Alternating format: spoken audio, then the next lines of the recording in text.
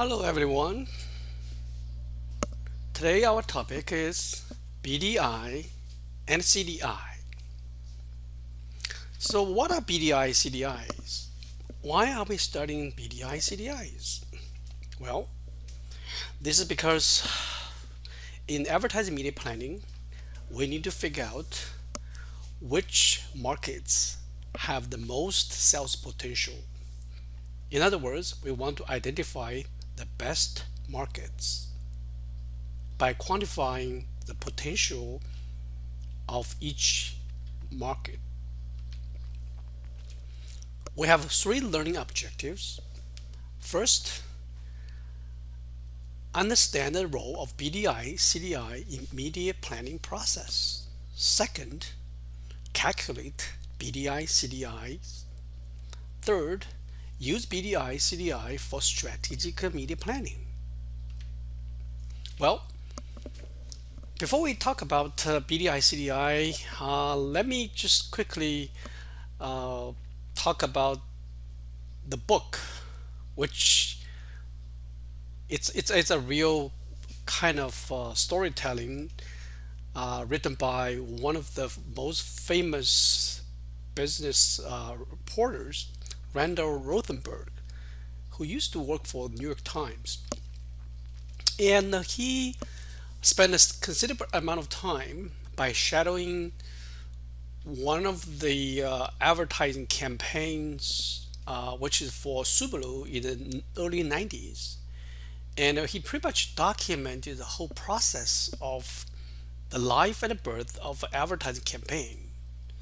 And in this book, uh, there are some chapters talk about the BDIs, CDIs, and quite a fascinating book. I highly recommend to any advertising majors or any student who is interested in advertising, and it gives a pretty good inside look of what an advertising agency looks like. Now, BDI, CDIs obviously they are special jargons and which used by advertising people, and most people probably are not familiar with BDI, CDIs. In this book, the executives of the Subaru, the car company, and find it very puzzling or confused when they listen to the presentation by its advertising agency, Whiting and Kennedy, talking about BDI, CDIs, and they are very confused. So again, highly recommended book, and it's very interesting to read, especially for advertising majors, because it talks a lot about advertising research, advertising agency client relationship, and use lots of terminologies and jargons which are very special to advertising industry. Okay, so what is a brand? What is a category? Well, it's very important because we need to know the difference between a brand versus a category. Now, actually, it's very simple because the brand is just, in a category basically means, for example, the Coca-Cola is a brand in the category of carbonated soft drinks. And in the category of carbonated soft drinks, we have other brands like Pepsi Cola, another one probably called Dr. Pepper, and obviously it's Coca-Cola. So BDI actually refers to the Brand Development Index, and BDI you can calculate its numbers by using this formula. It's percent of brand sales in the market divided by percent of population in the market times 100. Now, whenever you talk about index number, typically in our advertising context, 100 means average, and if it's above 100, typically means it's good, it's better than average, and if it's below 100, it typically means that it's not as good. And by the way, the when you talk about the difference, let's say the 10 points is a meaningful. For example, 110 versus 120, there's 10 points difference, then it's meaningful. But if it's 110 versus 115, that is not as meaningful as 10 point difference. Now, really, the BDI is try to use you typically use to evaluate the sales potential of a specific brand in the market, and we kind of compare uh, different markets using this number to evaluate the sales potential. On the other hand, CDI refers to Category Development Index. CDI can be calculated similarly, that is, percent of category sales in the market divided by percent of population in the market times 100. Again, the CDI is its purpose is to evaluate the sales potential of a category in the market, and a value of 100 means the sales potential is on average as compared to other markets, and the higher the better. I mean, the higher above 100 the better. All right. Now let me use a real example to illustrate how to calculate the BDI CDIs. This is a hypothetical example. Now the Whirlpool spars, it's a category, and your company brand is called Jacuzzi. And so let's look at some of the percentages. Now, the 5.25% of all sales of Whirlpool spas taking place in the LA metropolitan area basically means that 5.25% of the category of Whirlpool spas, and we're talking about LA metropolitan area, LA metro market, in other words. So, and for the particular brand, which is our Jacuzzi brand, it sells 6% of its product in the LA metropolitan area. Now we have the LA metropolitan area's percentage of US population, which is 4.2%. So with these three numbers, we can calculate BDI and CDIs.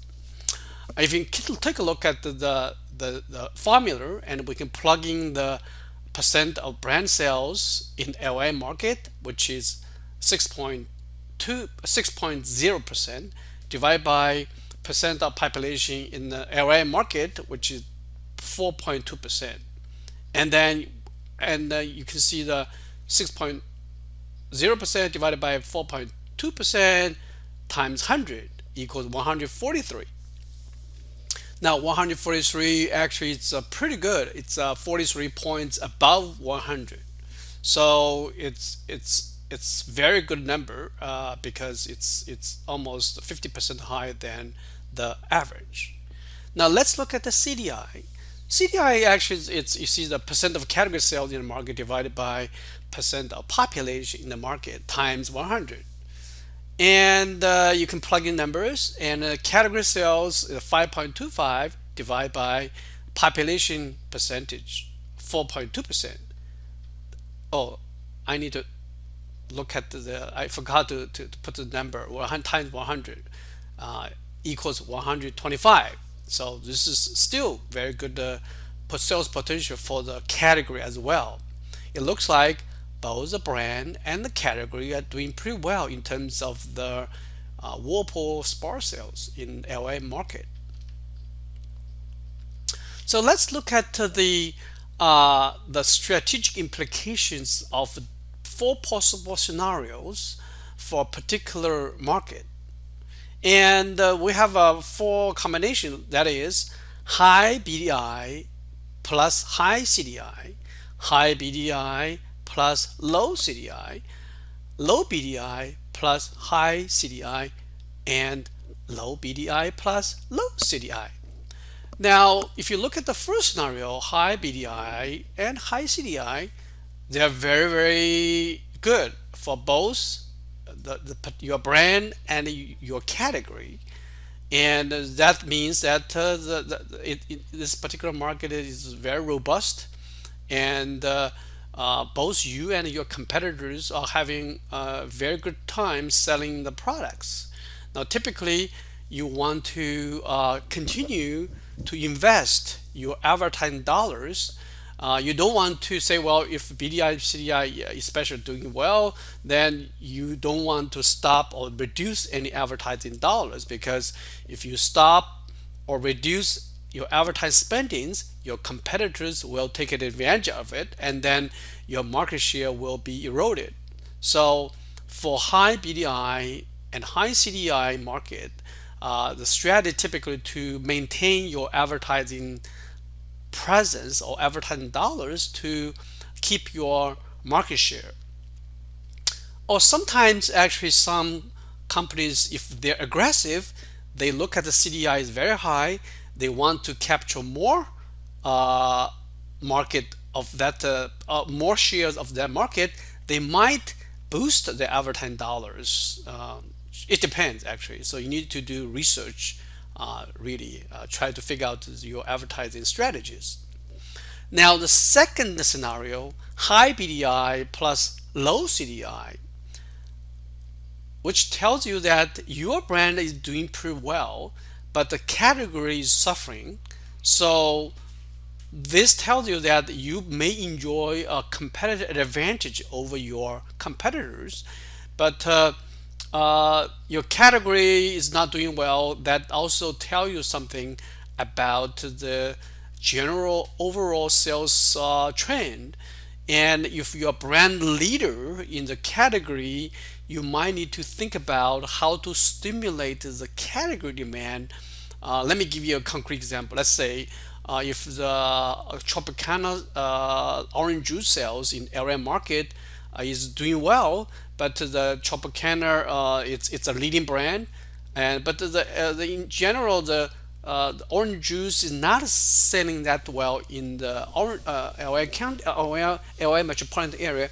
And as a brand leader, you need to do something to do more research to figure out whether you need to maintain your advertising dollars, or maybe you want to think about differently. Maybe it's to just do something to stimulate the primary demand or for orange juice in LA market.